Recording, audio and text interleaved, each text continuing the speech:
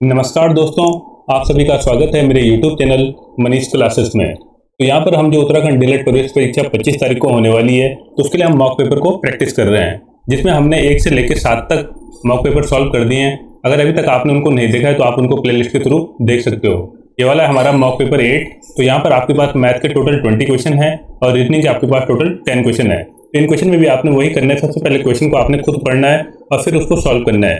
फिर उसके बाद आपने देखना है कि मैंने किस तरीके से उसको एक्सप्लेन किया है, और आपको एग्जाम में इस तरीके से क्वेश्चन को अटेम्प्ट करना है ताकि आप वहाँ पर ज़्यादा से ज़्यादा क्वेश्चन को अटेम्प्ट कर पाओ। तो चलते हैं डायरेक्टली क्वेश्चन की तरफ। तो यहाँ पे पहला क्वेश्चन गिवन है, 18 महिलाएं एक काम को 12 दिन में पूरा करती हैं और 12 पुरुष उसी काम को 9 दिन में पूरा करते हैं। तो 8 पुरुष और 8 महिलाएं इस काम को कितने दिन में पूरा करेंगी। ठीक है, तो यहाँ पे देखो सबसे पहले आपको निकालना पड़ेगा कि जो वोमेन है और जो आपके पास ये पुरुष हैं, ठीक है, महिलाएं और पुरुष हैं, उनकी आपको सबसे पहले एब्सेंसी पता होनी चाहिए, क्योंकि अगर इनकी एब्सेंसी आपको पता होगी तभी आप बता सकते हो कि 8 पुरुष और 8 महिलाएं किसी काम को कितने दिन में पूरा करेंगी। तो यहाँ पर इसको सॉल्व करने का सिंपल सा तरीका होता है, टोटल महिलाएं कितनी आपके पास 18 महिलाएं, ठीक है, और कितने दिन में काम करती हैं, 12 दिन में काम करती हैं। तो ये किसके इक्वल हो जाएगा, ये टोटल वर्क आ जाएगा, और ये टोटल वर्क किसके इक्वल हो जाएगा, 12 पुरुष 9 दिन में किसी काम को करते हैं। तो यहाँ पे महिलाएं हैं तो इसको मैं वोमेन लिख लेता हूँ, ठीक है, W से, और यहाँ पर है 12 मैन उसी काम को कितने दिन में पूरा करते हैं, 9 दिन में काम करते हैं। तो क्या आ जाएगा टोटल वर्क, इससे मैंने दोनों क्या कर दिया, इक्वल कर दिया। तो यहाँ से आप क्या करोगे, वोमेन और मैन की क्या निकाल लोगे, एब्सेंसी निकाल लोगे। अब देखो जब आप इसको सिंप्लीफाई करोगे तो इस 12 से 12 कट जाएगा, और यहाँ से women upon man equal to कितना जाएगा आपके पास, 9/18। यहाँ से आपको इजीली पता लग जाएगा कि ये कितना जाएगा, 1/2। ठीक है, तो वोमेन की एब्सेंसी कितनी है, 1 है, और मैन की एब्सेंसी कितनी है, 2 है। जब आप इसको निकाल लोगे तो इजीली आप निकाल सकते हो कि अब इस पूरे काम को 8 पुरुष और 8 महिलाएं कितने दिन में करेंगी। तो मैंने अभी आपको बताया ये वाला कि आपके पास टोटल वर्क है या ये वाला, दोनों क्या इक्वल है। तो अब आप यहाँ पर टोटल वर्क की वैल्यू निकाल सकते हो। ठीक है, तो टोटल वर्क कितना है आपके पास, आप पहले वाले से निकाल लो, 18 वोमेन इंटू 12। ठीक है, तो यहाँ पे देखो 18 और वोमेन कितनी है आपके पास, वोमेन की एब्सेंसी है 1। ठीक है, इसको मैं लिख लूंगा 1 और इंटू डेज कितने थे 12। तो ये आपका आ गया टोटल वर्क। अब मेरे को निकालना है कि 8 पुरुष और 8 महिलाएं कितने दिन में करेंगी इसको। तो मैं क्या करूंगा, जो ये टोटल वर्क आया है आपको, ठीक है, इस टोटल वर्क को मैं क्या करूंगा, 8 पुरुष और 8 महिलाओं से भाग दे दूंगा, तो मुझे पता लग जाएगा कि ये टोटल काम कितना दिन में पूरा होगा। तो 8 पुरुष हैं जो, उनकी एब्सेंसी कितनी है, उनकी एब्सेंसी 2 है। ठीक है, और साथ ही साथ आपके पास यहाँ पे 8 महिलाएं हैं तो उनकी एब्सेंसी कितनी है, 1 है। जब मैं इसको डिवाइड करूंगा इससे टोटल वर्क को, ठीक है, ऊपर वाला टोटल वर्क है, जब मैं इससे डिवाइड करूंगा तो मेरे को पता लग जाएगा कि वो काम कितने दिन में पूरा होगा। जब आप इसको मल्टीप्लाई करोगे तो कितना आ जाएगा, 18 इंटू 12 अपॉन में आ जाएगा आपके पास ये 16 प्लस 8। ठीक है, तो 16 प्लस 8 कितना आ जाएगा 24। तो इसको आप इजीली डिवाइड कर लोगे 12 से, तो आ जाएगा आपके पास 12 से। जब आप इसको डिवाइड करोगे 2 और 2 से इसको डिवाइड करोगे तो 9। तो जो वो काम है उस वाले काम को 8 पुरुष और 8 महिलाएं कितने दिन में पूरा करेंगी, 9 दिन में। तो यहाँ पे आपका ऑप्शन ए करेक्ट हो जाएगा। अब चलते हैं नेक्स्ट क्वेश्चन गिवन है, ABC किसी काम को क्रमशः 4, 6 और 10 दिनों में पूरा करते हैं। वह एक साथ कार्य समाप्त करके रुपए 310 रुपए कमाते हैं, तो प्रत्येक को कितनी मजदूरी मिलेगी। ठीक है, आपको बताने की इन प्रत्येक को कितना कितना अमाउंट मिलेगा 310 में से। अब देखो सबसे पहले गिवन है कि A किसी काम को कितने दिन में पूरा करता है, 4 दिन में। ठीक है, और B कितने दिन में करता है, 6 दिन में, और C करता है 10 दिन में। तो सबसे पहले आपको एक बेसिक सब चीज़ पता होनी चाहिए कि जो इनकी एब्सेंसी होगी उन्हीं के, मतलब जो उनकी एब्सेंसी का रेशियो होगा उसी के अकॉर्डिंग क्या होगा, ये जो 310 रुपए हैं उनको डिस्ट्रीब्यूट किया जाएगा। क्योंकि एब्सेंसी क्या होता है, जो मनी होगा उसका डायरेक्टली प्रोपोर्शनल होता है। अगर किसी की एब्सेंसी ज़्यादा है तो उसको ज़्यादा रुपए मिलेंगे, और अगर किसी की एब्सेंसी कम है तो उसको कम रुपए मिलेंगे। तो सबसे पहले मैं क्या करूँगा, इनकी एब्सेंसी निकाल लूंगा। तो एब्सेंसी निकालने का सिंपल सा तरीका क्या होता है, जो इन्होंने जितने दिनों में काम किया है मैं उनका क्या निकालूंगा, सबसे पहले एलसीएम। यहाँ पे 10, 6 और 4 का एलसीएम आ जाएगा 60। तो मैं टोटल वर्क को क्या एज्यूम करूंगा कि टोटल वर्क है आपका 60। यहाँ से आप एब्सेंसी निकाल लोगे, तो एक ही एब्सेंसी कितनी होगी, जब मैं 60 को 4 से डिवाइड करूंगा तो 15 आ जाएगा। फिर मैं 60 को 6 से डिवाइड करूंगा तो B की एब्सेंसी आ जाएगी कितना, 10। और इस तरीके से C की एब्सेंसी आ जाएगी, 60 को मैं 10 से डिवाइड करूंगा तो 6। ठीक है, तो इनकी एब्सेंसी आ गई 15, 10 और 6। अब आपको निकालना है कि अब देखो वो एक साथ समाप्त करके कितना 310 रुपये कमाते हैं। तो सबसे पहले मैं देख लेता हूँ कि इनकी एब्सेंसी का टोटल कितना हो रहा है। तो आप जब इसको ऐड करोगे तो कितना आ जाएगा 31। ठीक है, अब देखो मैंने कहा था कि एब्सेंसी होती है जो रुपए के इक्वल होती है, मीन्स अगर एब्सेंसी जिसकी ज़्यादा होगी उसको ज़्यादा रुपए मिलेंगे। तो मीन्स जो टोटल एब्सेंसी कितना आया 31, इसकी वैल्यू गिवन है कितना है, 310 रुपये कमाते हैं। कितना कमाते हैं, इस एक चीज़ को मैं लिख लेता हूँ 310 के इक्वल। तो यहाँ से आप देखो कि एब्सेंसी को मेरे को क्या करना पड़ेगा, 10 से मल्टीप्लाई करूंगा तभी मेरे को क्या मिलेगा कि टोटल रुपए कितने हैं। अब यहाँ से आप इजीली निकाल सकते हो, अगर आपको ए का निकालना कि ए को कितना अमाउंट मिला तो इसको मैंने जब 10 से मल्टीप्लाई किया है, ठीक है, टोटल एफिशिएंसी को, तो मैं जो एक ही एफिशिएंसी उसको मैं 10 से मल्टीप्लाई करूंगा तो कितना आ जाएगा 150। इसी तरीके से मैं 10 को भी 10 से मल्टीप्लाई करूंगा तो कितना आ जाएगा 100, और 6 को मैं 10 से मल्टीप्लाई करूंगा तो कितना आ जाएगा 60। तो जो ये रुपए हैं, ठीक है, ये उन्हीं का रुपए का क्या है, डिस्ट्रीब्यूशन है उनकी एफिशिएंसी के अकॉर्डिंग। तो ए को कितना मिलेगा 150, बी को मिलेगा 100 और सी को मिलेगा 60। तो यहाँ पे आपको ऑप्शन 1 करेक्ट हो जाएगा। अब चलते हैं नेक्स्ट क्वेश्चन में गिवन है 100 मीटर लंबी रेलगाड़ी 30 किलोमीटर प्रति घंटा की गति से चल रही है। रेलवे लाइन के समीप खड़े एक व्यक्ति को पार करने में इसे कितना टाइम लगेगा। ठीक है, तो सबसे पहले आपको कंसेप्ट समझना है कि यहाँ पे देखो कोई रेलगाड़ी है, जब वो चल रही है तो यहाँ पे क्या है, कोई एक पर्सन खड़ा है, तो उसको क्रॉस करने में उसको कितना टाइम लगेगा ये पूछ रहे हैं। तो जब भी किसी पर्सन को क्रॉस करती है तो रेलगाड़ी क्या होता है, खुद की लेंथ को क्या करती है, क्रॉस करती है, और जितने टाइम में वो अपनी लेंथ को क्रॉस करेगी वही माना जाता है कि उसने इतने समय में उस लड़के को क्रॉस कर दिया। क्योंकि कोई भी पर्सन होता है तो उसकी हम क्या होता है, चौड़ाई को 0 एज्यूम करते हैं। तो यहाँ पर आपको पता है टाइम इक्वल टू क्या होता है, डिस्टेंस अपॉन स्पीड। ठीक है, अब देखो डिस्टेंस कितना है, डिस्टेंस यही है जो ट्रेन ने अपने आप को खुद पार किया। तो ये कितना देगा आपके पास 100 गिवन है, ठीक है, क्वेश्चन के अकॉर्डिंग 100 मीटर। और स्पीड कितना गिवन है 30 किलोमीटर प्रति घंटा। अब देखो यहाँ पर आपके पास डिस्टेंस मीटर में गिवन है और यहाँ पे स्पीड गिवन है 30 किलोमीटर प्रति घंटा। तो आपको किलोमीटर पर आवर को मीटर पर सेकंड में कन्वर्ट करना पड़ेगा। तो इसको किस तरीके से हम करते हैं, 5/18 से मल्टीप्लाई करके। जब आप इसको सिंप्लीफाई करोगे तो आपको पता लगेगा कि टोटल कितना टाइम लगेगा उसको उस पर्सन को क्रॉस करने में। जब आप इसको सिंप्लीफाई करोगे तो कितना जाएगा आपके पास, इसको आप देखो 0 से 0 कट गया, ठीक है। बाकी इसको आप लिख सकते हो 10 × 18 अपन में आ जाएगा 3 × 5। 3 से इसको कट करोगे तो 6 टाइम, और 5 से इसको कट करोगे 2 टाइम्स, तो 6 × 2 कितना जाएगा 12 सेकेंड। तो जो रेलगाड़ी है उस आदमी को कितनी देर में क्रॉस करेगी, 12 सेकंड में। तो यहाँ पे आपका ऑप्शन 3 करेक्ट हो जाएगा। अब देखो नेक्स्ट क्वेश्चन गिवन है, अंशु 3 घंटे में जल की धारा के साथ 21 किलोमीटर जाता है तथा जल की धारा के विपरीत उतने ही समय में 15 किलोमीटर जाता है, तो धारा की गति क्या है। ठीक है, आपको यहाँ पे क्या निकालना है, धारा की गति निकालना है। सबसे पहले आपको पता होना चाहिए कि स्पीड जो उसकी होगी, ठीक है, तो अगर वो धारा की गति में, मतलब धारा की डायरेक्शन में जा रहा है, जिस डायरेक्शन में धारा बह रही है, तो वहाँ पे स्पीड क्या हो जाएगी, मैन की और ये वाटर की क्या हो जाती है, ऐड हो जाती है, क्योंकि सेम डायरेक्शन में जा रही है। पर अगर स्पीड क्या होगा आपका, ये तो है जब धारा की गति में जा रहा है, ठीक है, अगर अपोजिट डायरेक्शन में जा रहा है, ठीक है, धारा के, तो फिर वहाँ पे स्पीड क्या होगी, इसको मैं S1 लिख लेता हूँ, इसको S2 लिख लेता हूँ। अगर अपोजिट डायरेक्शन में जाएगा तो मैन की स्पीड माइनस वाटर की स्पीड हो जाती है। सबसे पहले आपको बेसिक कंसेप्ट पता होना चाहिए, ठीक है।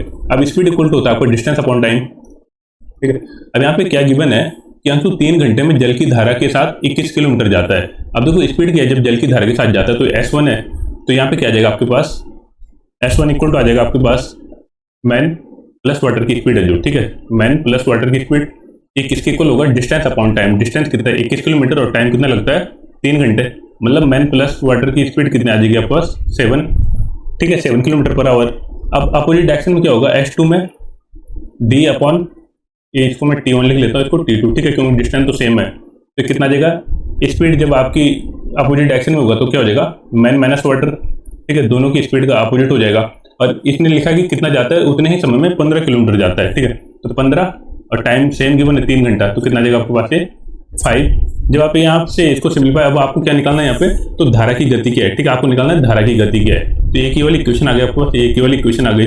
अब मेरे को अगर धारा की स्पीड निकालनी है तो मैं क्या करूँगा, इसको मैं माइनस कर दूंगा, ठीक है। अगर माइनस करूंगा तो ये प्लस का सिंबल आ जाएगा और यहाँ पे आपका माइनस का सिंबल आ जाएगा। तो ये मैन से मैन की स्पीड कट जाएगी और ये दोनों ऐड हो जाएंगे, तो कितना आ जाएगा 2W और 7 माइनस 5 कितना आ जाएगा 1, यहाँ पे 2 आ जाएगा, ठीक है। तो यहाँ से आपको वाटर की स्पीड निकल जाएगी। वाटर की स्पीड कितना है 1 किलोमीटर पर आवर। यही पूछा है कि धारा की गति क्या है, तो यहाँ पे आपका ऑप्शन कौन सा करेक्ट हो जाएगा, ऑप्शन 1 करेक्ट हो जाएगा। आई होप आपको ये चारों क्वेश्चन समझ में आए होंगे। अगर आपको किसी भी क्वेश्चन में कोई डाउट लगता है तो आप मेरे को कमेंट सेक्शन के थ्रू पूछ सकते हो। तो चलते हैं हम नेक्स्ट क्वेश्चन की तरफ। नेक्स्ट क्वेश्चन में गिवन है 2 व्यक्ति क्रमशः 25 किलोमीटर प्रति घंटा और 30 किलोमीटर प्रति घंटा की चाल से एक समान दूरी तय करते हैं। यदि एक व्यक्ति दूसरे व्यक्ति से 25 मिनट अधिक समय लेता है तो दूरी ज्ञात करें। ठीक है, आपको टोटल डिस्टेंस फाइंड आउट करना है कि कितना डिस्टेंस है। और यहाँ पे क्वेश्चन के अकॉर्डिंग क्या दे रखा है कि एक की स्पीड है 25 किलोमीटर पर आवर और दूसरे की स्पीड है 30 किलोमीटर पर आवर। और जब वो ट्रेवल करते हैं तो एक व्यक्ति दूसरे व्यक्ति से क्या होता है 25 मिनट अधिक समय लेता है। मीन्स जिसकी स्पीड है 25 किलोमीटर है उसको 25 मिनट ज़्यादा लगते हैं 30 के कंपेयर में। ठीक है, जो 30 की स्पीड है उसके कंपेयर में। तो सबसे पहले आपको समझना है कि यहाँ पे स्पीड का रेशियो क्या है। देखो स्पीड का रेशियो क्या है। ठीक है, मैं 2 व्यक्ति ले लेता हूँ, एक फर्स्ट वाला और एक सेकंड वाला। तो देखो इनकी स्पीड क्या है 25 किलोमीटर और 30 किलोमीटर, तो 25/30। ठीक है, मैं इनका क्या निकाल रहा हूँ स्पीड का रेशियो। तो स्पीड का रेशियो कितना आ जाएगा यहाँ से, जब 5 से डिवाइड करोगे तो 5/6। ठीक है, अब देखो इनका स्पीड का रेशियो अगर 5:6 है और यहाँ पे क्या है, डिस्टेंस कांस्टेंट है, ठीक है, डिस्टेंस क्या है, कांस्टेंट है, तो आपको पता होना चाहिए कि स्पीड क्या होगा, इनवर्सली प्रोपोर्शनल होगा टाइम के, ठीक है। जो स्पीड का रेशियो होगा उसके अपोजिट क्या होगा, टाइम का रेशियो होगा। तो इनका टाइम का रेशियो कितना होगा, मतलब पहले वाले को अगर 6 लगता है तो दूसरे वाले को कितना लगेगा, 5 लगेगा, ठीक है। ये क्योंकि आपस में क्या होते हैं, एक दूसरे के इनवर्सली प्रोपोर्शनल होते हैं। अब देखो जो यहाँ पे डिफरेंस इनका कितने का डिफरेंस है, 1 का डिफरेंस है, और इस 1 का मीनिंग कितना दे रखा है, इस 1 को दे रखा है यहाँ पे 25 मिनट का डिफरेंस है, ठीक है। अब देखो क्वेश्चन के अकॉर्डिंग क्या है, यहाँ पे देखो डिफरेंस कितना लग रहा है आपको, ये स्पीड किलोमीटर में गिवन है और टाइम किस में आएगा, फिर घंटे में आएगा, मतलब 1 घंटे का डिफरेंस है, ठीक है। अब मेरे को क्या करना है, सबसे पहले जो 1 घंटा है ये, ठीक है, इस 1 घंटे को मेरे को किस में कन्वर्ट करना है, 25 मिनट में कन्वर्ट करना है। तो इसको मैं 25 मिनट में कैसे कन्वर्ट कर सकता हूँ, इसको आप एज्यूम कर लो ये 60 मिनट है, ठीक है, 1 घंटे का अर्थ क्या हुआ 60 मिनट। अब 60 मिनट को मेरे को कन्वर्ट करना है 25 मिनट में, तो मैं कैसे कन्वर्ट कर सकता हूँ, इसको मैं किससे डिवाइड करूंगा, 5/12 से। अगर मैं इसको 5/12 से डिवाइड करूंगा तो कितना देगा, 25 मिनट, ठीक है। अब देखो अगर मैंने इसको 5/12 से डिवाइड किया तो मेरे को जो टाइम का रेशियो उसको किससे डिवाइड करना पड़ेगा, 5:12 से, ठीक है। अब यहाँ पे देखो अगर मेरे को क्या निकालना है, टोटल डिस्टेंस निकालना, तो डिस्टेंस का फॉर्मूला क्या होता है, स्पीड इंटू टाइम, ठीक है। अब देखो क्वेश्चन के अकॉर्डिंग स्पीड कितना है, ठीक है, अगर मैं पहले वाला केस लूँ तो स्पीड कितना है, क्वेश्चन में गिवन 25 किलोमीटर पर आवर, ठीक है, पहले वाले पर्सन का मैं ले रहा हूँ, तो स्पीड कितना है 25, मैं दूसरे वाले के भी ले सकता हूँ 30, उसी के अकॉर्डिंग मैं टाइम की वैल्यू रखूंगा तो भी डिस्टेंस सेम आएगा, क्योंकि मैंने उसी के अकॉर्डिंग इनका रेशियो चेंज किया, स्पीड और टाइम का जस्ट इनवर्सली प्रोपोर्शनल हो गया। अब देखो टाइम कितना लगा, टाइम यहाँ पे अभी हमने देखा कितना लगा, 60 मिनट, ठीक है। अब देखो मैं क्या करूंगा, ये जो 60 मिनट है, तो यहाँ पे देखो क्वेश्चन के अकॉर्डिंग जो हमारा क्वेश्चन है उसके अकॉर्डिंग यहाँ पे टाइम कितना है, ठीक है। जब मैंने टाइम का रेशियो निकाला था तो कितना है 6, ठीक है, तो मैं टाइम को लिख लेता हूँ 6। अब देखो ये जो आपका 6 है ये किस में आपके पास, ये जो आपका 6 यहाँ पे 1 घंटे में निकला है, ठीक है। अब मेरे को क्या करना है, इसको सबसे पहले इसको चेंज करना पड़ेगा, क्योंकि मैंने 1 घंटा किसके एज्यूम माना है। यहाँ पे देखो अगर मैंने इसको 25 मिनट में कन्वर्ट किया तो 5/12 से मल्टीप्लाई किया है, तो मेरे को इस 6 को किससे मल्टीप्लाई करना पड़ेगा, 5/12 से। तो मैं यहाँ पर टाइम को किससे मल्टीप्लाई करूंगा, जो 6 का रेशियो आया उसको मैं 5/12 से, क्योंकि फिर वो किसके इक्विवेलेंट हो जाएगा, 25 मिनट के इक्विवेलेंट हो जाएगा। जब आप इसको सॉल्व करोगे तो यहाँ से कितना आ जाएगा, 6 से इसको डिवाइड करोगे 2 टाइम्स और ऊपर आ जाएगा आपके पास 125/2। जब आप इसको 2 से डिवाइड करोगे तो कितना आ जाएगा 62.5 किलोमीटर। और यही क्वेश्चन में पूछा था कि वो डिस्टेंस कितना होगा, तो डिस्टेंस टोटल कितना होगा 62.5 किलोमीटर। तो यहाँ पे आपका ऑप्शन 1 करेक्ट हो जाएगा। अब चलते हैं नेक्स्ट क्वेश्चन की तरफ। नेक्स्ट क्वेश्चन में गिवन है, एक थैले में 5 रुपए, 2 रुपए और 1 रुपए के सिक्के हैं जिनका योग कितना है, 410 है। सिक्कों की संख्या का अनुपात गिवन है आपके पास 4:6:9। तो थैले में 2 रुपए के कितने सिक्के हैं, ठीक है। तो यहाँ पे आपको सबसे पहले क्वेश्चन में समझना है कि क्या गिवन है। आपके पास गिवन है रुपए, ठीक है। रुपए कौन कौन से गिवन है, 5 रुपए के हैं, 2 रुपए के हैं और 1 रुपए के हैं। फिर यहाँ पर गिवन है इनका योग कितना है, 410 रुपए, और सिक्कों का संख्याओं का अनुपात दे रखा है, ठीक है। जो क्वांटिटी है रुपए का उनका रेशियो गिवन है कितना, 4:6:9, ठीक है। अगर मैं यही मान लेता हूँ कि 5 रुपए के जो ये जो सिक्के हैं, ठीक है, ऊपर, और यहाँ पे क्वांटिटी में इन्हीं को एज्यूम कर लेता हूँ, तो मैं देखता हूँ कि सबसे पहले मेरे पास कितने रुपए हैं। जब आप इसको मल्टीप्लाई करोगे 5 × 4 कितना देगा 20 रुपीज, यहाँ पे 6 + 2 कितना देगा 8 रुपीज, और 9 × 1 9 रुपीज। अब मैं इनको ऐड कर लेता हूँ कि अगर इनका रेशियो सेम है तो मेरे पास कितने रुपए होंगे, ठीक है। तो यहाँ पे देखो सबसे पहले आप जब इसको ऐड करोगे तो कितना देगा 28, 6 × 2 ओके 12 आ जाएगा, ठीक है। तो 20 + 12 कितना देगा 32, और 32 + 9 कितना देगा 41। अब देखो आपके पास कितना आ रहा है, रुपए की वैल्यू 41 आ रही है अगर मैं इस रेशियो में रखूँ इनको 4:6:9 में, ठीक है। लेकिन क्वेश्चन के अकॉर्डिंग कितना गिवन है, क्वेश्चन के अकॉर्डिंग गिवन है कि जो सिक्के हैं उनका टोटल अमाउंट कितना है 410 रुपए है। तो मैं इसको क्या करूंगा 10 से मल्टीप्लाई कर दूंगा। अगर मैं इसको 10 से मल्टीप्लाई करूंगा तो टोटल कितना आ जाएगा 410 रुपए, जो क्वेश्चन के अकॉर्डिंग गिवन है कि टोटल योग कितना है 410 रुपए। अब देखो मतलब अगर मैंने इसको 410 बनाने के लिए 10 से मल्टीप्लाई किया तो मैं जो भी सारे रेशियो है क्वांटिटी है उनको मैं किससे मल्टीप्लाई करूंगा 10 से मल्टीप्लाई कर दूंगा। तो यहाँ से पता लग जाएगा आपके पास 5 के कितने सिक्के हैं, 10 से मल्टीप्लाई करोगे तो 40 हो जाएगा, ये आपका 60 हो जाएगा और ये आपका 90 हो जाएगा। अब क्वेश्चन में पूछा है तो थैले में 2 रुपए के कितने सिक्के हैं, ठीक है। तो 2 रुपए के कितने सिक्के हैं, यहाँ पे 60 सिक्के हैं। तो यहाँ पे आपको कौन सा ऑप्शन करेक्ट हो जाएगा, यहाँ पे आपका ऑप्शन 3 करेक्ट हो जाएगा कि 60 आपके पास 2 रुपए के टोटल 60 सिक्के हैं। अगर ये क्वेश्चन में 5 रुपए के पूछता तो 40 आ जाता, और अगर 1 रुपए के पूछता तो 90 आ जाता। अगर आप इन तीनों को सम करोगे तो किस इक्वल आएगा, ये 410 रुपए के इक्वल आएगा। अब चलते हैं नेक्स्ट क्वेश्चन की तरफ। नेक्स्ट क्वेश्चन में गिवन है ए बी सी के वर्तमान आयु का योग 150 वर्ष है, जबकि 10 वर्ष पूर्व इनकी आयु का अनुपात क्रमशः 5:4:3 है 3 था। तो 10 वर्ष बाद इनकी आयु का अनुपात क्या होगा, ठीक है। यहाँ पे आपको बताना है कि कोई भी, ठीक है, इस तरीके से आप एज्यूम कर लो ए है, बी है और सी है, ठीक है। तो इन तीनों की एज का सम कितना है, वर्तमान एज कितनी इनकी 150 है, ठीक है, क्वेश्चन के अकॉर्डिंग जो गिवन है। अब ये बोल रहा है कि जबकि 10 वर्ष पूर्व इनकी आयु का अनुपात 5:4:3 था।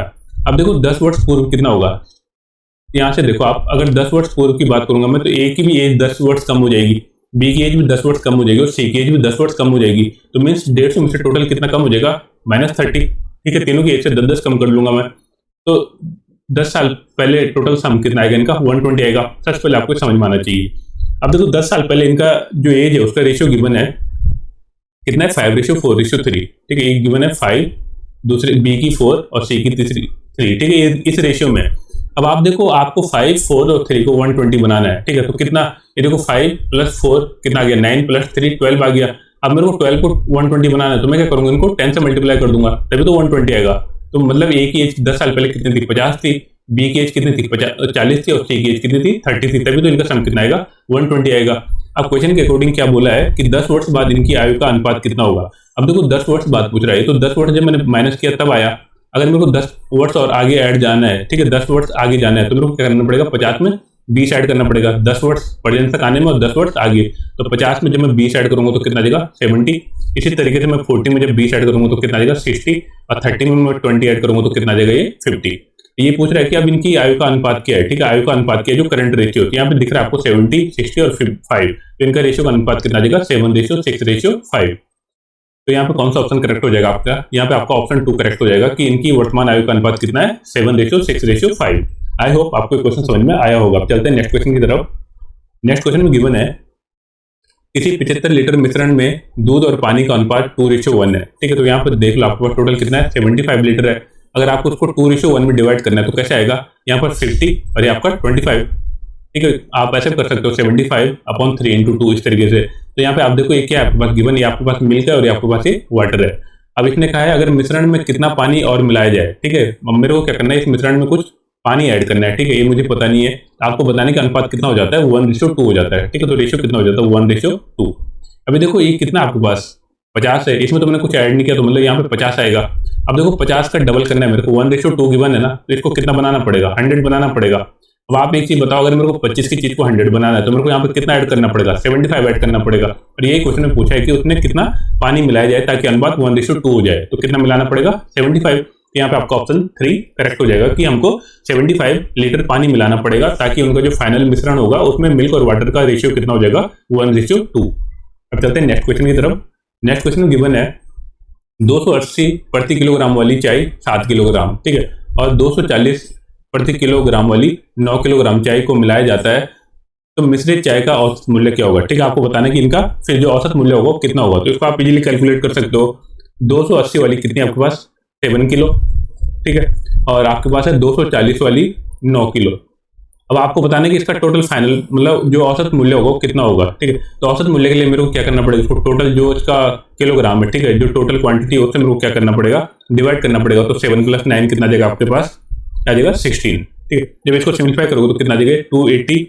और यहाँ पे देखो मैं पहले कुछ कॉमन ले लेता हूँ, यहाँ पे मैं 7 और 8 कितना देगा, 16 आ जाएगा, और ऊपर से मैं क्या कॉमन ले सकता हूँ। ठीक है, यहाँ पे मैं कॉमन ले लेता हूँ, आपका 80 कॉमन ले लेता हूँ। ठीक है, अगर मैं 80 कॉमन लूंगा तो 80 × 35, यहाँ पे देखो कितना देगा, 8 कॉमन ले लेता हूँ। ठीक है, तो कितना देगा, 8 × 35।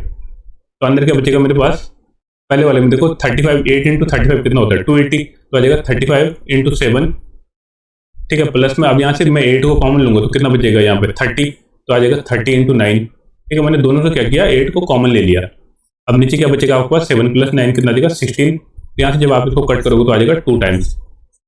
अब देखो 35 और ये आपका कितना है, 7, तो जब आप इसको मल्टीप्लाई करोगे तो कितना आ जाएगा, ये आ जाएगा 245, और 30 × 9 आ जाएगा आपके पास 270/2। जब इसको सिंप्लीफाई करोगे तो कितना आ जाएगा, इन दोनों को सम करोगे तो ये 5, 1 और 5। ठीक है, तो 515/2, और जब इसको डिवाइड करोगे तो आ जाएगा 257.5। तो यही पूछा है कि जो फाइनल जो चाय का औसत मूल्य कितना होगा, तो औसत मूल्य होगा 257.5 रुपये। तो यहाँ पे आपका ऑप्शन 2 करेक्ट हो जाएगा। अब चलते हैं नेक्स्ट क्वेश्चन की तरफ। नेक्स्ट क्वेश्चन गिवन है किसी वस्तु का मूल्य 75 था, पहले मूल्य में 20% की वृद्धि की गई, अब बाद में इसमें 20% की कमी कर दी गई, तो वर्तमान मूल्य क्या है। देखो ये बहुत सिंपल सा क्वेश्चन है। यहाँ पे आपके पास गिवन है कोई 75 रुपये क्या था, मूल्य था, अब मैंने उसमें 20% का इंक्रीमेंट किया। अगर मैं 20% बढ़ाऊंगा तो इसका अर्थ क्या होता है, 75 का 10% होता है 7.5, अगर मैं इसका 20% निकालूँ तो 2 टाइम मल्टीप्लाई करना पड़ेगा, तो मतलब इसमें मेरे को कितना ऐड करना पड़ेगा, 15 रुपये ऐड करना पड़ेगा, क्योंकि 20% की पहले क्या की गई, वृद्धि की गई। अगर मैं 75 में 15 ऐड करूंगा तो कितना आ जाएगा, 90। अब उसने बोला है कि फिर मैंने क्या किया, उसमें 20% की कमी की। अगर मेरे को 20% की कमी करनी है तो आपको पता है 90 का 10% कितना, 9। और अगर मेरे को 20% निकालना है तो मतलब -18। ठीक है, इस तरीके से कर सकते हो आप, 9 × 2। ठीक है, तो कितना आ जाएगा, 18। अब मेरे को 90 में से 18 को सब्ट्रैक्ट करना है, क्योंकि क्या हो गई, कमी हो गई। तो कमी हो गई तो वर्तमान मूल्य कितना होगा, तो 90 में से जब मैं 18 को सब्ट्रैक्ट करूंगा तो कितना आ जाएगा, 72। तो वस्तु का वर्तमान मूल्य कितना है, 72 रुपए। तो यहाँ पे आपका ऑप्शन 1 करेक्ट हो जाएगा। अब चलते हैं नेक्स्ट क्वेश्चन की तरफ। नेक्स्ट क्वेश्चन गिवन है, 65 छात्रों और 4 शिक्षकों की एक कक्षा में प्रत्येक छात्र को छात्रों की संख्या का 20% और प्रत्येक शिक्षक को छात्रों की कुल संख्या का 40% स्वीट्स मिलता है। तो आपको बताने की टोटल कितनी स्वीट्स हैं। ठीक है, यहाँ पे सबसे पहले आपको क्वेश्चन को समझना है। क्वेश्चन में क्या बोला है कि टोटल 65 छात्र हैं और कितने टीचर हैं, 60 टीचर है और 4 शिक्षक हैं। ठीक है, अब उसमें बोला गया है कि एक कक्षा में प्रत्येक छात्र को छात्रों की संख्या का 20%। अब देखो छात्रों का 20% सबसे पहले आपको पता होना चाहिए। ये देखो छात्रों का 20% निकालना, तो आप देखो इस तरीके से भी कैलकुलेट कर सकते हो, तो आप मेंटली भी कर सकते हो कि 65 का 10% कितना आता है, 6.5, और 6.5 का 20% कितना आ जाएगा, फिर इसका डबल हो जाएगा, तो 6.5 × 2 कितना हो जाएगा, 13 हो जाएगा। और आप ऐसे भी सॉल्व कर सकते हो। ठीक है, 5 दूना हो जाएगा, ये 13 हो जाएगा। ठीक है, और ये 1 से 2 कटोगे तो यहाँ पे 13 आ जाएगा। ठीक है, अब यहाँ पे यही बोला कि प्रत्येक छात्र को छात्रों की संख्या का 20%। ठीक है, तो छात्र कितने आपके पास, 65 है। 65 का 20% कितना आ गया, 13। ठीक है, तो इतना तो इनको स्विच दिया जाता है। बाकी क्या क्वेश्चन बोला है, कुल संख्या का 20%। ठीक है, तो स्टूडेंट्स को मिल गया। बाकी बोला है प्रत्येक शिक्षक को छात्रों की संख्या का 40%। अब देखो छात्रों का 20% 13 है। ठीक है, तो 40% कितना होगा, 26 होगा। ठीक, तो इसको मैं मल्टीप्लाई कर लेता हूँ कि छात्रों को कितना मिलेगा, 26। ठीक है, जो इनके टीचर है उनको कितना मिलेगा, 40% मिलता है। इसमें लिखा है प्रत्येक शिक्षक को छात्र की कुल संख्या का 40% स्वीट्स मिलता है। और टोटल कितने टीचर है, 4 टीचर है। तो जब आप इनको ऐड करोगे तो आपको मिल जाएगा कि टोटल कितनी स्वीट्स हैं। अब आपको मल्टीप्लाई करना है यहाँ पे। ठीक है, 65 × 13 ये आ जाएगा ऊपर 845 और 26 + 4 आ जाएगा आपका 104।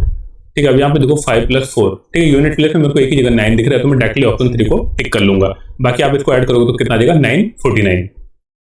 अब चलते हैं नेक्स्ट क्वेश्चन की तरफ। नेक्स्ट क्वेश्चन में गिवन है 4500 के 5/9 के 36% का 27% कितना हुआ। ठीक है, तो यहाँ पे आप डायरेक्टली इसको सॉल्व करो। 4500 का एक अर्थ होता है मल्टीप्लाई के 5/9 का 36% मतलब 36/100 का 27% मतलब 27/100 कितने के इक्वल होगा। ठीक है, तो इसको आपको सिंपली सॉल्व करना है। तो इस 2 0 से 2 0 कट जाएंगी। ठीक है, बाकी आप 9 से इसको 5 टाइम्स कट कर दो। और देखो यहाँ पे 5 × 5 25 आएगा, तो 25 से 4 टाइम्स, और ये 4 से इसको जब करोगे तो कितना आ जाएगा, 9 आ जाएगा। अब 9 × 27 तो कितना आ जाएगा आपके पास, 243। ठीक है, तो यही पूछा है कि इसका कितना मान होगा, तो कितने के इक्वल होगा, 243 के। तो यहाँ पे आपका ऑप्शन 3 करेक्ट हो जाएगा। आई होप आपको ये सारे क्वेश्चन समझ में आ रहे होंगे। अब चलते हैं नेक्स्ट क्वेश्चन की तरफ। नेक्स्ट क्वेश्चन में गिवन है, एक पुस्तकालय में 30% पुस्तकें अंग्रेजी की हैं और 50% पुस्तकें हिंदी की हैं। अब बाकी जितने भी पुस्तकें हैं कितनी है, 500 पुस्तकें हैं, वो अन्य भाषाओं की है। तो आपको बताना कि पुस्तकालय में टोटल कितनी पुस्तकें हैं। तो यहाँ पे देखो इंग्लिश की कितनी पुस्तकें आपके पास, 30%। ठीक है, और हिंदी की कितनी आपके पास, 50%। अब बाकी जो 500 बुकें हैं, ठीक है, जो 500 अन्य बुक हैं, अब बताओ कितना परसेंट होंगी। अगर 50 + 30 80 हो गया, टोटल 100% होता है। तो 100 में से मैं जब 80 को सब्ट्रैक्ट करूंगा तो कितना बचेगा, 20%। ठीक है, और 20% का वैल्यू गिवन आपके पास कितना है, यहाँ पे 500। ठीक है, तो जो बची पुस्तकें कितनी है, 500। अगर 20% का वैल्यू आपके पास 500 है और आपसे पूछ रहा है कि पुस्तकालय में टोटल कितनी बुकें हैं, तो आपको इसका 100% बनाना पड़ेगा। तो मतलब मैं इसको 5 से मल्टीप्लाई करूंगा तो कितना आ जाएगा, 100%। तो इस 500 को भी मेरे को 5 से मल्टीप्लाई करना पड़ेगा, तो कितना आ जाएगा, 2500। ठीक है, तो टोटल पुस्तकालय में कितनी किताबें हैं, 2500 किताबें हैं। तो यही पूछ रहा है कि पुस्तकालय में टोटल कितनी किताबें। तो यहाँ पे आपका ऑप्शन 4 करेक्ट हो जाएगा कि टोटल पुस्तकालय में 2500 किताबें हैं।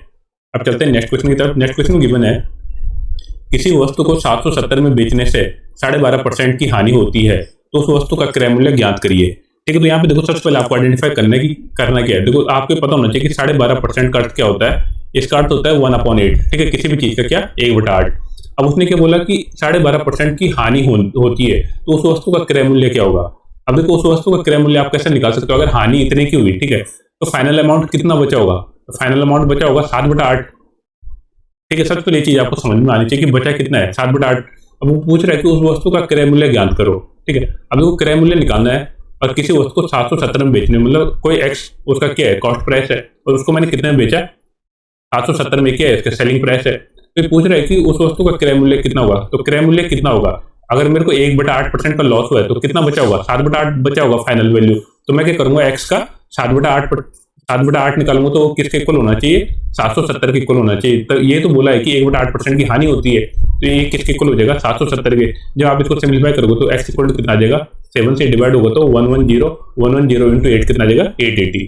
ठीक है, तो जो आपके पास वो वाली वैल्यू है उसका कॉस्ट प्राइस कितना होगा, उसका कॉस्ट प्राइस होगा 880 रुपए। तो यहाँ पे आपका ऑप्शन 3 करेक्ट हो जाएगा। अब चलते हैं नेक्स्ट क्वेश्चन की तरफ। नेक्स्ट क्वेश्चन गिवन है, यदि एक व्यक्ति अपनी वस्तुओं को 7% हानि पर बेचता है, यदि वह उसे 80 रुपए अधिक में बेचे तो उसे 9% का लाभ होगा। तो प्रारंभिक क्रय मूल्य क्या है। ठीक है, आपको बताना है कि उस वस्तु का क्रय मूल्य कितना है। अब देखो, अगर 7% हानि में बेचेगा, ठीक है, तो कोई भी चीज कितना होता है 100%। अगर 7% की हानि में बेचेगा तो मतलब 93 में। और उसने बोला कि अगर 80 रुपए अधिक में बेचता तो उसे 9% का लाभ होता, मतलब 100 की चीज कितने की हो जाती, 109% की हो जाती। अब आपको देखना है सबसे पहले कि इनके बीच में डिफरेंस कितना है। इनके बीच में डिफरेंस आपके पास 16% का, और इस 16% की वैल्यू गिवन है कितना है, 80 रुपए अधिक है। ठीक है, अगर मैं इसको रुपए की टर्म में बात करूं तो 80 रुपए आ गया। अब ये पूछ रहा है कि उस वस्तु का क्रय मूल्य कितना है। तो क्रय मूल्य वही होता है जो 100% हमने उसको माना है। अब आपको क्या करना है, इसका 100% निकालना है। तो 1% कितना देगा आपके पास, 80/16। और 100% निकालना अगर आपको तो वही उसका क्या है, कॉस्ट प्राइस है। तो कितना देगा, 80/100, 16 इंटू 100। अब आप इसको डिवाइड करोगे तो 5 टाइम्स और 5 इंटू 100, 500। ठीक है, तो यहाँ पे यही पूछ रहा है कि उस वस्तु का क्रय मूल्य कितना होगा। तो उस वस्तु का क्रय मूल्य कितना होगा, 500 रुपए। तो यहाँ पे आपका ऑप्शन 1 करेक्ट हो जाएगा। अब चलते हैं नेक्स्ट क्वेश्चन में गिवन है, रेडियो का अंकित मूल्य 480 है, दुकानदार 10% की छूट देकर 8% का लाभ कमाता है, यदि कोई छूट ना दे तो उसका लाभ परसेंट कितना होगा। ठीक है, तो सबसे पहले आपको यहाँ पे देखना है कि अंकित मूल्य कितना गिवन है। ठीक है, उसका मार्केट प्राइस गिवन है 480। ठीक, अब उसके बाद बोला कि 10% की छूट देकर भी 8% का लाभ कमाता है। तो सबसे पहले देखो कि उसका 10% कितना होगा। ठीक है, अगर मेरे को इसमें 10% का डिस्काउंट देना है, 10% कितना हो जाता है, एक डिस्मल आगे चले जाएगा, मतलब -48। अगर उसने -48 10% की छूट देकर उसको 8% का लाभ मिलता है। तो सबसे पहले मैं देख लेता हूँ एसपी कितना है। ठीक है, तो आपका मार्केट प्राइस है, एसपी कितना देगा, 480 में से जब आप 48 को सब्ट्रैक्ट करोगे तो कितना देगा, 432। ठीक है, तो 432 के उसका एसपी है। फिर बोला है कि अगर वो छूट देकर भी 8% का लाभ कमाता है, ठीक है, तो आपको बताने कि यदि कोई छूट न देता तो उसका लाभ परसेंट कितना होता है। तो सबसे पहले मेरे को क्या निकालना है, वस्तु का कॉस्ट प्राइस निकालना है, तभी तो मेरे को पता लगेगा कि अगर मैं उसको 480 में बेचता तो मेरे को कितना परसेंट का फायदा होता है। अब देखो 432 में भी उसको कितने का मिला है, 8% का फायदा हुआ है। मतलब कोई वस्तु अगर एक्स थी, ठीक है, और उसका 8% कैसे निकालते हैं हम, 108/100, और वो किसके इक्वल आपके पास, जो इसका सेलिंग प्राइस है, मतलब 432 के इक्वल है। जब आप यहाँ पे इसको सिंप्लीफाई करोगे तो 108 से ये 4 टाइम्स चले जाएगा, तो एक्स इक्वल टू कितना आ जाएगा, 400। मतलब जो ये वस्तु है उसका कॉस्ट प्राइस कितना है, 400 रुपए है। अब उसने बोला कि अगर कोई छूट ना देता तो मीन्स 400 की कोई चीज खरीदी थी, और अगर कोई छूट ना देता तो कितनी की बेचता, 480 की बेचता। ठीक है, जो उसका क्या है, मार्केट प्राइस है, इतना ही उसका सेलिंग प्राइस हो जाता। ठीक है, अभी पूछ रहा है कि यहाँ पर अगर कोई छूट ना देता तो उसको कितना परसेंट का प्रॉफिट होता। तो प्रॉफिट कितना होता है आपको दिख रहा है, 400 तो कोई चीज कितने की हो गई, 480 की, तो प्रॉफिट कितना का हो गया, 80 का। ठीक है, और ये कितने किस पे हुआ है, सीपी पे। हमेशा हम परसेंटेज किस पे निकालते हैं, प्रॉफिट, सीपी पे। इंटू 100 करोगे तो कितना जाएगा आपके पास, इसे डिवाइड करोगे तो कितना जाएगा, 4 से आप 80 को डिवाइड करोगे तो 20%। अगर वो उसी 400 रुपए की चीज को 480 में बेचेगा तो कितने परसेंट का प्रॉफिट होगा, उसको 20% का प्रॉफिट होता अगर वो एमआरपी पे उस वस्तु को बेचता। आई होप आपको ये सब क्वेश्चन समझ में आ रहे होंगे। अगर किसी क्वेश्चन में कोई आपको डाउट लगता है तो आप मेरे को कमेंट सेक्शन के थ्रू पूछ सकते हो। चलते हैं अब नेक्स्ट क्वेश्चन की तरफ। नेक्स्ट क्वेश्चन गिवन है, दो स्रोतों से 1500 रुपए पर 3 वर्षों के पश्चात मिले साधारण ब्याजों में 13.50 का अंतर है, तो उनकी ब्याज की दरों में कितने का अंतर होगा। ठीक है, सबसे पहले आपको क्वेश्चन समझना है कि क्वेश्चन में क्या बोला गया है। क्वेश्चन में बोला गया है कि कोई भी दो तरीके की जगह उसने क्या किया, रुपए लगाए, ठीक है, 1500 रुपए, और 3 वर्षों के पश्चात उसको साधारण ब्याज में कितने का डिफरेंस मिलता है। मतलब एक जगह उसको मान लो 100 रुपए मिले तो दूसरी जगह उसको 113.5 रुपए मिले। ठीक है, क्योंकि 13.50 का अंतर है। तो आपको बताने कि उनकी ब्याज की दरों में कितने का अंतर होगा। आपको आइडेंटिफाई करना है कि उनकी ब्याज की दरों में टोटल डिफरेंस कितना है। ठीक है, रेट ऑफ इंटरेस्ट कितना है पहले में और दूसरे में।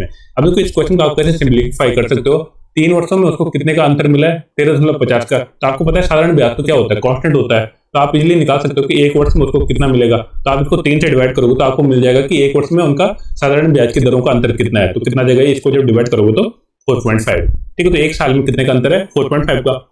अब देखो क्वेश्चन के अकॉर्डिंग उसने बोला है जो इंटरेस्ट है, ठीक है, कोई एक I1 इंटरेस्ट और एक I2 इंटरेस्ट है। ठीक है, तो इन दोनों का डिफरेंस कितना बोला है, 13.50। लेकिन अगर मैं एक साल की टर्म में बात करूं तो एक साल में कितना है, 4.5, तभी तो 3 साल में 13.5 का अंतर होगा। अब देखो मेरे को क्या निकालना है, सिंपल इंटरेस्ट का फॉर्मूला लगाऊंगा तो क्या होता है, PRT/100।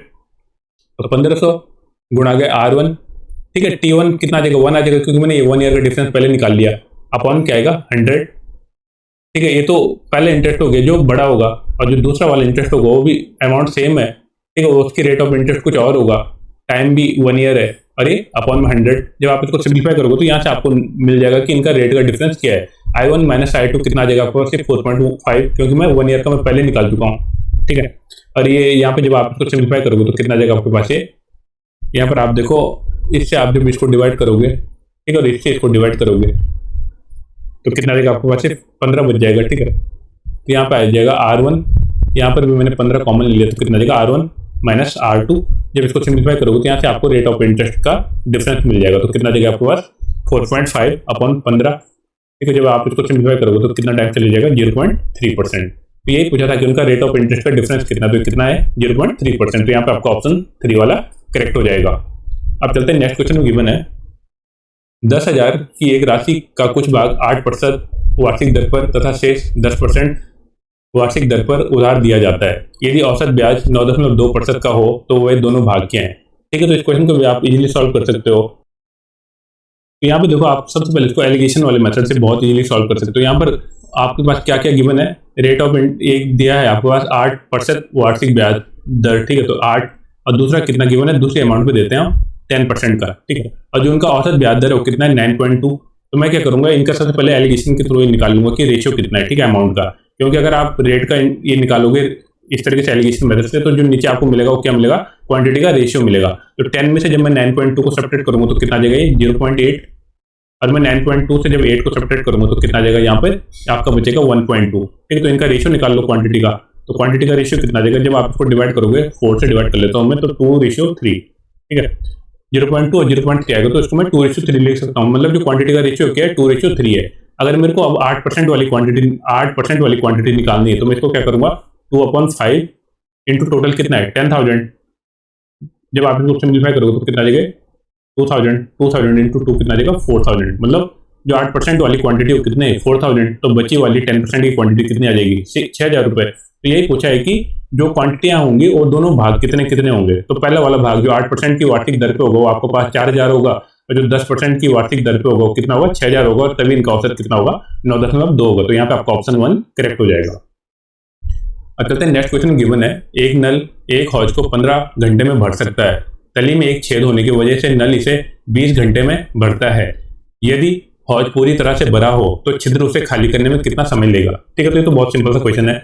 यहाँ पर मैं मान लेता हूँ, ठीक है, कोई नल है, ठीक है, यहाँ पे कोई भी नल है, ठीक है, इसको मैं एन एज्यूम कर लेता हूँ। तो कितने घंटे में भरता है, 15 घंटे में भरता है, ठीक है। अगर मैं नल के साथ यहाँ पे होल कर देता हूँ, ठीक है, लिखा है उसमें एक छेद हो जाता है, तो उसको भरने में कितना, 20 घंटे लगता है, ठीक है। उसको कितना लगता है, 20 घंटे।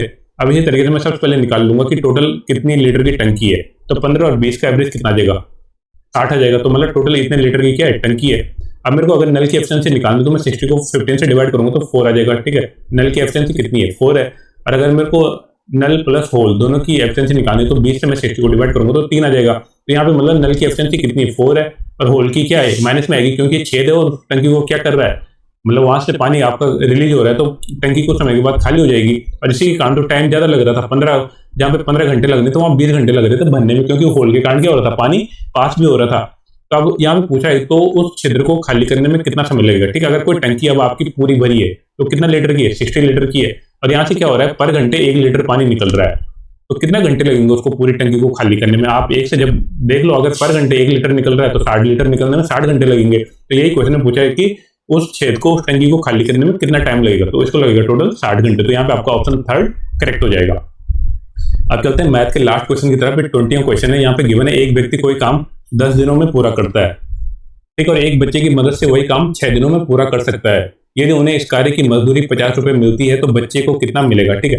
अब देखो, सबसे पहले गिवन है कि जो मैन है वो कितने दिन में करता है, 10 दिन में। अब अगर किसी बच्चे की मदद से, मतलब मैन और बॉय दोनों मिलकर कितने दिन में करते हैं, 6 दिन में करते हैं। तो आपको बताने कि अगर उनको टोटल 50 रुपए मिलते हैं तो बच्चे को कितना मिलेगा, मीन्स अभी मैंने आपको पहले बताया था कि जो रुपया होता है उनकी एफिशिएंसी के रेशियो, एफिशिएंसी के डायरेक्टली प्रोपोर्शनल होता है। तो सबसे पहले मैं निकाल लेता हूँ यहाँ पर टोटल वर्क कितना होता है। तो टोटल वर्क ऐसे में निकालूंगा तो 30 आ जाएगा।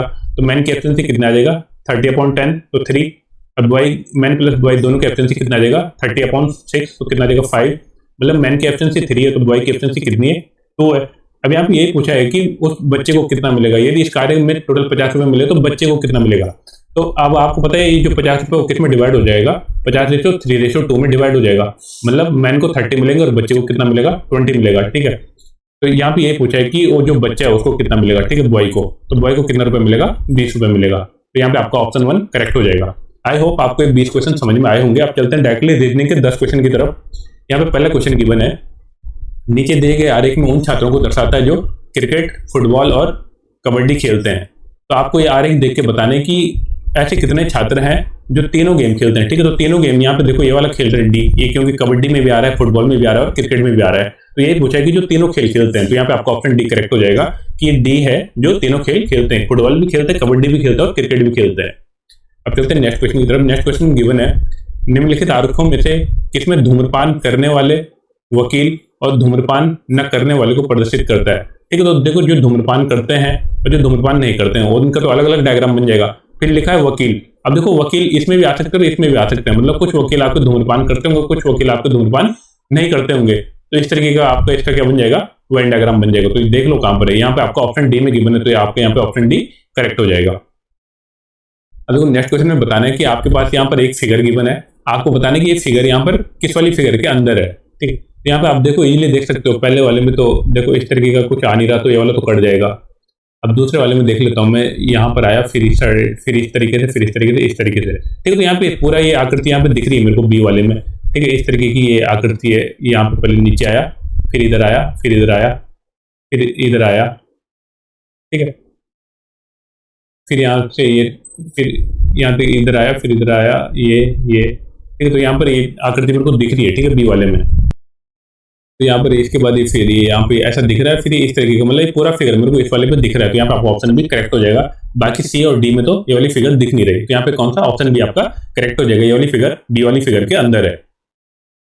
अब देखो, इस वाले में बताने कि आपको इस वाली आकृति को कौन पूरा करेगा, ठीक है। तो यहाँ पे इस तरीके की 2 लाइन आएंगी, ठीक है। तो ये वाला तो हो नहीं सकता, इस तरीके का कोई फिगर है नहीं।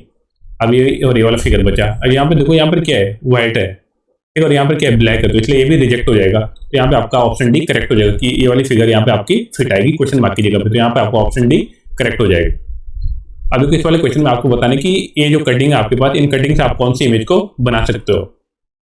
अब देखो, यहाँ पर आपके पास एक ऐसा भी जिसके पास 5 साइड है, ठीक है। तो यहाँ पर गिवन है, यहाँ पर किसी की भी 5 साइड है क्या, यहाँ पर नहीं है, तो ये तो कट हो जाएगा। यहाँ पर भी किसी की 5 साइड नहीं है, तो ये भी कट हो जाएगा। ये वाला फिगर भी कहीं दिख नहीं रहा, इस तरीके का कोई फिगर इसे ड्रॉ हो नहीं सकता। एक ही ऑप्शन बचा यहाँ पे, ऑप्शन ए आपका करेक्ट हो जाएगा, क्योंकि ये वाली फिगर आपकी यहाँ पर है, ट्रायंगल वाली फिगर यहाँ पर है, ए वाली फिगर आपकी यहाँ पर है, और जो सबसे ऊपर वाली फिगर है वो आपकी यहाँ पर है। तो यहाँ पे आपका ऑप्शन ए करेक्ट हो जाएगा। अब चलते हैं नेक्स्ट क्वेश्चन। गिवन है, आपको बताना है कि अगर इससे ये पैटर्न बना है, ठीक है, इससे वाला पैटर्न बना है, तो यहाँ पे कौन सा पैटर्न आएगा। अब यहाँ पे देखो, ये सबसे पहले डंडा इस साइड था, ठीक है, और एक लाइन थी, फिर ये डंडा अपोजिट साइड हो गया, फिर ये 2 लाइन आ गई और इनकी डायरेक्शन क्या होगी, चेंज हो गई। फिर ये वाला इस डायरेक्शन में चले गया, फिर यहाँ पे 3 रो आ गई। अब देखो, जो डंडा है उसकी यहाँ पर इस तरीके का आना चाहिए।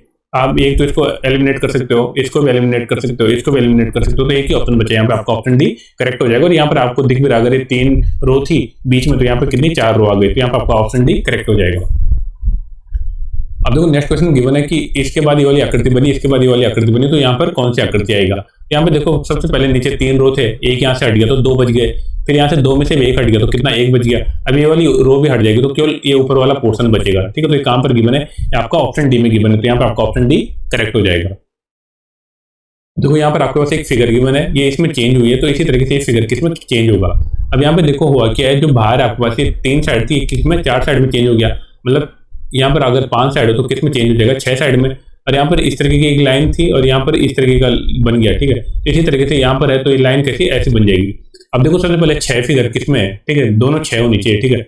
एक तो यहाँ पर है, ठीक है, यहाँ पर देखो, यहाँ पे जो फिगर है ना वो इसी पैटर्न में होनी चाहिए, ठीक है, पैरेलल होनी चाहिए लाइन, तो ये तो हो नहीं सकता।